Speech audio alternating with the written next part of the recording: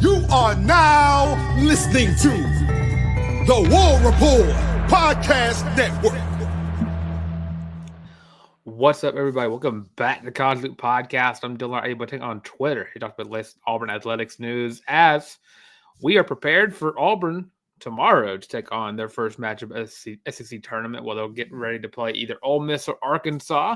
That'll be determined later today around, I believe the game starts at noon. And then, of course, preview show tomorrow going over that game, or even one later today, depending on whether or not I can game time decision. There we go. But before we talk about the SEC tournament and a little bit more, I want to talk about Auburn football for a little bit and go over 5 Tigers that I could see having a breakout season in 2025. Now, this could range from players who didn't get a real shot in last year, or there are players who are now moving into the limelight of potential starters. So, with that, starting off with number 5 for me, I have Perry Thompson. Now, this is something I've been preaching since the end of the year. I mean, I thought it was weird Perry didn't get a chance to play a lot last year. Looking at it, I mean, he was very athletic in high school. And, you know, he has all the tangibles you want out of a star wide receiver. And whether or not, I mean, it felt like some people were saying it was because he didn't know the playbook, but I find that hard to believe because of the fact Auburn's playbook was pretty timid last year. It was very limited in what it could do. And with that, routes were not like an open book. You had about 3 or 4 routes that a wide receiver was told to run at any given time. So much so that it hurts Keandre Lambert-Smith going in the draft because one of his weaknesses is his route running ability. Because all he did as Auburn was run a post or run a streak or run a curl. It was one of those 3 things. Perry Thompson in 2025 should be a starter for Auburn because of the potential he adds being alongside Cam Coleman, Malcolm Simmons, Eric Singleton, Horatio Fields, all those guys combined to be one of the best wide receiver rooms in the SEC and arguably one of the best in the country, strictly because of the potential that you get from that freeze 4 that came in last year and then adding that with the guys coming in for this year. Perry Thompson should be one of the top targets for Jackson Arnold, for Deuce Knight, for Ashton Daniels, whoever gets the start. Top targets.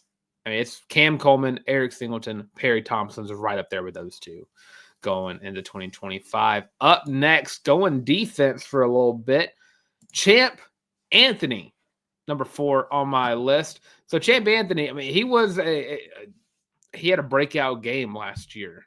And I say breakout game. He stepped up versus Arkansas. And for about a quarter and a half, if that, drive, maybe, you had the best Champ Anthony, best version of Champ Anthony Auburn had seen since he came to the Plains. Now, going into a year where he's coming off of a season-ending injury, he got the injury halfway through the first quarter versus Arkansas and missed the rest of the games. Now, did Auburn missed out on a great nickel corner last year and had that started, you know, the breakdown of the secondary. You had the young guys that had to step in and showed out. But, I mean, at times the secondary was a weak part of this defense. I think going into next year, Champ Anthony looks to be one of the better DBs in this secondary. I think what he adds as a nickel guy is awesome. I mean, whenever Champ announced his intentions to commit to Auburn coming out of JUCO, I was stoked because watching the film on him, I mean, watching a guy of his size who is able to lower his shoulder and take down anybody in front of him was, you know, a plus signing for me. And with this being more of a pass-heavy conference nowadays, you want an array of corners who are that aggressive, who are that ready to get dirty and lay the boom on wide receivers. So Champ Anthony, I think, matches very well with Jake Crawford, with Amon Lane, with all these guys coming in, Rayon Slater, who get to see more of him I thought about putting him on this list too, but him being on my other list, I was like, oh, well, I need him to have a great year this year to prove that you can make that step from the MAC to the SEC. But Champ Anthony coming off of a season-ending injury where he had a breakout performance for so little time in one game, I want to see Champ Anthony break out in a season throughout a year at that. So yeah, Champ Anthony at my number 4. Now, keeping it defensive, I think it's defense for the remainder of this list. Just keeping it that way. But instead of going from a guy who transferred in or a guy who's a commit from last year, the class 2023, I have Malik Autry, class of 2025, because I think he has the potential to be a star right away. And now I've already deemed the Malik mayhem going on. I want to see as many plays as possible with Malik Autry and Malik Blockton in the middle together, because those two are, lack of a better comparison here, I think about as close as you can get potential-wise to Derek Brown and Marlon Davidson. That's how good I think those two can be together. Like there's going to be instances where Auburn could get a good like a season where you can have a defensive tackle leading you in sacks, and I mean that happened I think 2 years ago with Marcus Harris, 2 seasons ago, 2023. But with Malik Autry coming in, I mean, dude is so good, and with guys coming in at like the 5 stars like Deuce Knight and Jared Smith and all these other guys, I feel like a lot of people haven't been talking about Malik Autry, and I feel like that severely underestimating how good Malik Autry is going to be as soon as he's on the field playing. And this is a good test for the offensive line. How good are you going to let a freshman play against you in spring training, which is just a week or so away? But dude, I could see Malik Autry being a starter on this defensive line right away. That is just the potential I see from him. The film on him it's crazy, and his size there is a good shot he could start right away. I will. I fully believe it. 6'5", 339 as a freshman. Dude is an absolute dog, and again, I could see he is going to show out whenever he gets on the field. So when I think about breakout years, I could honestly see a freshman stepping out on that field and breaking out. And I'm telling you, I want to see as many reps as possible with him and Malik Blockton. I mean, it would be, what's the word I'm looking for? Destructive to offensive lines to see those two, especially because of the potential those two put together on the field. I mean, it'd be crazy.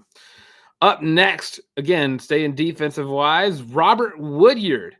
New year, new number for Robert Woodyard. He's now wearing number 0 going to this year. And if you wear number 0, you got to be a starter. Now, Robert Woodyard, he's going to his junior year. I want to say redshirt junior year, but I'm not too sure of that. I feel like he's been here a lot longer. Robert hasn't really gotten the chances, or at times I could say that, but at some points it felt like the game wasn't catching up to him, or he wasn't catching up to the game. One of the two things.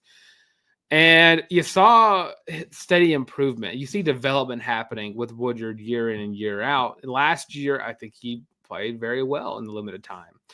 Now Auburn is going into a year where you have 3 open spots in that starting rotation. You had Eugene Asante go to the draft. Doria Mausi is going to the draft. Austin Keys going to the NFL. Robert Woodyard has an opportunity to be up there right there with DeMarcus Riddick. And with those two, I mean, you have a stronger pass rushing presence in Robert Woodyard, a guy who could be a run stuffer, and mix that with DeMarcus Riddick, who can be your zone guy. Watch the middle of the field, quarterback spy. DeMarcus Riddick, I want to see that kid get an interception this year. I think if he gets an interception, he is gone. I don't think there's anybody on the field catching DeMarcus Riddick on getting an easy pick 6. But yeah, Robert Woodyard, the potential for him is, again, it goes into like Malik Autry, but instead of going into his freshman year, he's going to his 3rd year. Brian Harsin was able to flip Robert Woodyard from Alabama.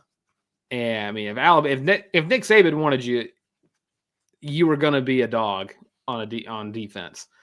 Robert Woodyard has the opportunity this year to be a staple, be an anchor in the middle of this Auburn defense that I think is going to be one of the top teams, like defensive units in the SEC, because of the return of Durkin and the staff around him. And Robert Woodyard has the opportunity to break out in the middle of that because he has had that steady development throughout his entire college career. And, you know, if you were pretty good last year and now you're got an opportunity to be a starter, the development's kind of reached its peak and it's time for you to show out on the field.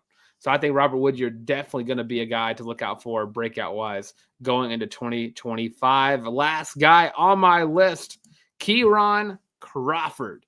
Jim McLeod going to the draft. Kieran Crawford, I mean, he had a couple of moments in a couple of games where he was a force to be reckoned with. And now you're going into a year where there's no one in front of you. And of course, there are guys that Auburn picked up in the portal that could easily kind of slip in, and like Chris Murray and a few other guys. But Kieran Crawford should be getting that starting edge rusher position. And I mean, it's been a while since Auburn's had a true power rusher coming around the edge. And even like Derek, I would say Derek Hall, maybe. I would say it might be not too much of a while, but Derek also had some agility to him coming around the edge. But a true power rusher in Kieran Crawford, he makes that with Keldrick Falk. I think going into another year in this defense, Keldrick, of course, already going to be a star in the making. I mean, he's already projected to go like top 5 in the NFL draft next year. But Kieran Crawford, I think he needs a big year. And I think with an opportunity to start right away, I think he could break out. I think he could have his own kind of sack record if Keldrick Falk doesn't beat him to it. I think those two could be a tandem together because of the force that they emit just by trying to get around the edge. Kieran Crawford, I mean, absolute dog when he was at Arkansas State. Now, another year at Auburn, and I mean, I think a new edge rushing coach, if I'm not mistaken. Opportunities for him to really show out. And you know, I said Arkansas State. He did not go to Arkansas. He went to Appalachian State. There we go. But with what he can do and the game wrecker mentality that he can have, I mean, we saw what he did at App State. He sacked an A&M quarterback like 3 or 4 times in a game. I think he could do that for Auburn this year with the increase in minutes, the increase in snaps that he can get in. I think you're looking at a big year potential for Kieran Crawford going forward. So with that's my 5. Of course, there were a lot of guys I thought about putting on this list. I thought about putting Jeremiah Cobb on here. I thought, you know, is the running back job really Damari Alston's to keep, or is it his to lose?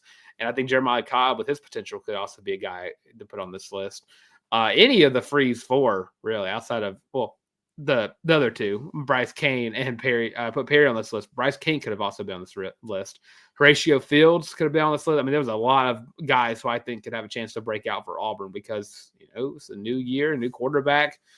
I want to say a new system, but I think it's going to be a more complete system because you only have one guy, or you should only have one guy calling the plays. And I think Hugh Freeze is going to take over that going forward. But yeah, let me know who you think is going to break out for Auburn football in 2025. So a quick little break. Outside this break, we're going to spend a little bit of time talking about SEC tournament as Auburn gets ready to play tomorrow. And we'll get to see who they play today at noon. So stay tuned and we'll be right back. Are you tired of having to rummage through just clothes after clothes after clothes looking for something to wear? Are you tired of your friends making fun of you for your terrible fashion sense? Well, do we have the shirt for you? Go to thewarreport.com, get your laptop out and do it right now. Go to the shop and get your very own Feelin' Loopy t-shirt as well as your college loop hat, and you can get both of them for only $25 each. Plus shipping and handling, of course. But with that, now back to your regular scheduled program. And of course, warreport.com, second page on the shop. You can find the college loop merch. Go check it out today. If not, don't forget, that's only one way to support the channel. The best way to support the channel is, of course, by liking, by subscribing, and by commenting, letting me know who is your breakout candidate for Auburn football in 2025. And, of course, don't forget, right around the corner is March Madness. And with that, the College Loop Bracket Tournament is back on another year. Need some people to join. Definitely some people to join. If you win the bracket tournament, you get 2 free tickets to A-Day. So check that out. Link in the description below as it gets closer. I mean, I think right now we only got like 2 people in. And you got to bump those numbers up because right now I think it's my buddy AJ who's currently in. And I love AJ to death. I don't know. I'm not about to lose to him. So if I win, I just buy my tickets. That's it. So yeah, join that link in the description below. So check that out, please. Just so we have more parity in that. So yeah. With that, SEC tournament is on. Games yesterday. The only one Auburn fans really probably cared about was South Carolina, Arkansas. Arkansas, a couple of days after John Calipari said he does not care about the tournament, won after almost blowing it. I think they had a 20-point lead, lost it, and then South Carolina just realized they're the worst team in the SEC again. Arkansas came back and beat South Carolina. Now Arkansas versus Ole Miss is today at noon, and that game determines who Auburn gets to play tomorrow. Of course, there's been a lot of speculation amongst, not speculation, but what's the word I'm looking for here? A lot of conversation. There we go. Amongst the Auburn fan base about where they want this team to finish out the SEC tournament.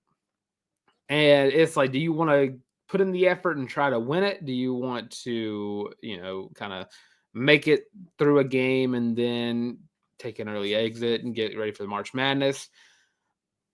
I think it'd be Auburn's best interest to try to win 2 games here. And I'm not saying try and then give up in the championship. I'm saying Auburn has to get that number 1 overall seed. I know it's not like a life or death thing, but I think it helps their case so much more if they get the number 1 overall seed. Because I think there is that group of people in NCAA who, or not the media, that want Duke to have that. They want Duke to get all of this stuff, and it's annoying, and I hate it because as soon as Auburn lost, it was already like, oh, well, put Duke up there. It's stupid. But to keep the number 1 overall seed, Auburn may already have it, but I think to clinch it, you have to win a couple of games. So I think you got to beat Ole Miss or Arkansas, and then you got to, but barring who plays, and we'll have to figure out who that's going to be. It's probably A&M or Tennessee going forward. I'd rather see Tennessee than Texas A&M in the semifinals. Texas A&M always freaks me out. Buzz, NCAA investigation. How does Buzz always know how to stop Bruce Pearl's offense? It's the most annoying thing in the world that he is always able to do that. But yeah, I think if Auburn makes it to the championship, I'm not going to be upset if Auburn lost in the championship. I'm not going to be upset. I'll be elated if Auburn wins the championship. But I think it just to win a couple of games that gets you that number 1 overall seed because of the season you had before. I don't think this is a time for Auburn to give up. I mean, after last week, it felt like they already gave up. 2 losses in a week is not where you want your team to end the season out at. So I think going forward, this team has already been acting like they have a chip on their shoulder, and they do. And you have the National Player of the Year candidate. He already won 1 Sports Today's National Player of the Year. You have APSC Player of the Year, SEC Coach of the Year, should be overall Coach of the Year. You have a third teamer. You have the guys who got a lot of guys who didn't make all SEC teams. They should have made all SEC teams, i.e. Denver Jones, Miles Kelly should have been on that. Dylan Cardwell should have been on the defensive team. But, what do I know? I'm just an Auburn fan who watches basketball. So, yeah, there should be some effort put in the SEC tournament, but I don't think it should be overexerted. Auburn found ways to coast through wins all throughout the year, and I think they can do that for 2 games, get the championship, and I think this is the year Florida gets one. or not gets one. Okay, I've never got one before, but gets back at Auburn for last year's SEC tournament championship. So yeah, I'm not putting too much thought on the SEC tournament. I'm not going to be upset if Auburn like beats Ole Miss, Arkansas, and then loses to Tennessee or A&M in the semifinals. I'm not going to be butthurt about it. I'll probably be a little salty about it, but it's not gonna be the end of the world. I think this team has so much potential. I think that any Elite Eight at the minimum, this team should be. Final Four championship caliber team is what Auburn is this year, and they have every opportunity to prove that. Next week when March Madness begins, but don't forget the College Loop Bracket Challenge going on. The bracket's already open. Well, the bracket's not filled out yet, but the opportunity to join the bracket tournament is open. So join that today. Link in the description below. Let me know where you think Auburn is going to finish out the SEC tournament. You think they're going to win it? You think second place? You think semifinals? You think quarterfinals in that first game they get to play tomorrow? Let me know what you think in the comment section below. That's going to do it for the time of the College Loop Podcast. I'm Dylan Larck, of course. On Twitter at Dylan Larck, on Instagram at DYLNLARCK. And, of course, writing the College Loop Podcast. Like, comment, and subscribe. Leave your thoughts on Auburn breakout candidates for Auburn football in 2025. And don't forget to check us out on social media. All of them, Twitter, TikTok, Facebook, Instagram, the works. All those at the College Loop. And that'll be inside. Thanks for watching some of the College Loop Podcast yet again. And as always, War Eagle.